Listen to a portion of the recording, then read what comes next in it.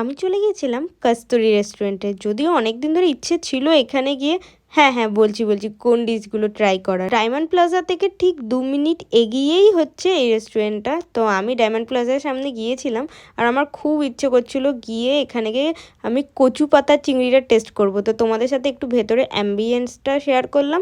Anniversary বা birthday ছোটোখাটো খাওয়া দাওয়া এখানে করাই যেতে পারে। দামগুলো খুব একটা বেশি না, রিজনেবলই ছিল। তো আমি ওখানে গিয়ে অর্ডার দিয়ে দিয়েছিলাম ভেটকি ফিশ ফ্রাই, যেটা ভালোই ছিল। আরও ভালো আমি অন্য রেস্টুরেন্টে খেয়েছিলাম, বাট হ্যাঁ এটা ভালো ছিল। মেন আকর্ষণ ছিল আমার কচু পাতা চিংড়ি, আর ওটা এত টেম্পটিং ছিল দেখতে যে কি বলবো। এইটা খেতে খেতে ভাবছি যে ওটা কখন আসবে, কারণ ওইটা দিয়ে ভাত গরম গরম ভাত মেখে খাওয়ার মজাটাই আলাদা। তো তোমরা কারা কারা কচু পাতার চিংড়ি কস্তুরিতে ট্রাই করেছো আমাকে জানাতে কিন্তু ভুলো না, কমেন্টে জানিও, আর না হলে আমাকে মেসেঞ্জারে জানিও। চিকেন ডাক বাংলো নিয়ে নিয়েছিলাম, যেটা খেতে সো ছিল, আমার খুব একটা ভালো লাগেনি, কারণ আমার আকর্ষণই ছিল আমি কখন কচু পাতা চিংড়ি ট্রাই করব। আর আমি ফিশের মধ্যে চিংড়ি, ইলিশ, কাতলা সবই খুব ভালো খাই।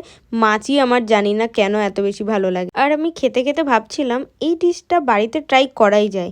আর আমি হয়তো এত ভালো পারবো না, বাট হ্যাঁ ট্রাই তো করে দেখাই যেতে পারে। আর না হলে যখন মামুনি আসবে কলকাতায় তখন বলবো আমাকে এটা করে খাও। চিংড়ির পিসগুলো খুব একটা বড় ছিল না, ছোট ছোট চিংড়ি দিয়ে করা ছিল, বাট গরম ভাতের সাথে এটা জাস্ট লাজবাব। তোমরা কি বলো?